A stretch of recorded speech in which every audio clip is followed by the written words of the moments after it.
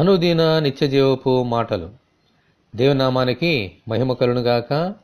దేవుని వాక్యాన్ని చదువుకుందాము. మీరు క్రీస్తుతో కూడా లోకము యొక్క మూల పాఠముల విషయమై మృతి పొందిన వారైతే లోకములో బ్రతుకుచున్నట్టుగా మనుషుల ఆజ్ఞలను పద్ధతులను అనుసరించి చేత పట్టుకొనవద్దు, రుచి చూడవద్దు, ముట్టవద్దు అను విధులకు మీరు లోబడనేలా. కొలసలకు రాసిన పత్రిక 2వ అధ్యాయము 20-21 వచనాలు. మనుషులందరూ ఈ లోకమును విడిచిపెట్టే సమయం వచ్చినప్పుడు మాత్రమే మృతి పొందుతారు. యేసుక్రీస్తునందు విశ్వాసముంచిన మనమైతే అనుదినము చనిపోవాలి. ఈ లోక పాఠముల విషయమై, శరీరాశ, నేత్రాశ, జీవపుటముల విషయమై ప్రతిరోజు సిలువలో మృతి పొందాలి. ఈ లోకములో జీవించుచున్నాము గాని మనము ఈ లోక సంబంధులము కాము. అందుచేత మనుషుల ఆలోచనలకు పద్ధతులకు మనము దూరముగా ఉండాలి.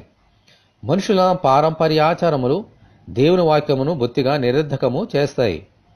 మనమైతే వీటినన్నిటిని విడిచిపెట్టి పైనున్న వాటి అందే మన మనసును ఉంచాలి.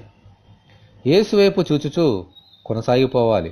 అప్పుడే మనము దేవుని రాజ్యంలోనికి ప్రవేశించగలుగుతాము. దేవునికి స్తోత్రము. హల్లెలూయా. ఇటువంటి కృప కొరకు మనమందరము దేవుని వేడుకుందాము. మా కొరకు ప్రాణం పెట్టిన ప్రభువా, మీకు వందనములు. మీరు ఈ లోక సంబంధులు కానట్టు మేమును ఈ లోక సంబంధులము కాక ఈ లోక మూల పాఠములను విసర్జించి మీ అడుగుజాడలలో నడిచినట్లు అనుగ్రహించమని, ఈ వాక్యం వింటున్న నీ బిడ్డలందరినీ అలాగున దీవించమని ప్రభువైన యేసుక్రీస్తు ద్వారా ప్రార్థన చేయుచున్నాము తండ్రి. ఆమేన్. ప్రభువైన యేసుక్రీస్తు కృప మనకందరికీ తోడే ఉండి నడిపించునుగాక. ఆమేన్. పరిశుద్ధ దేవుని మందిరం.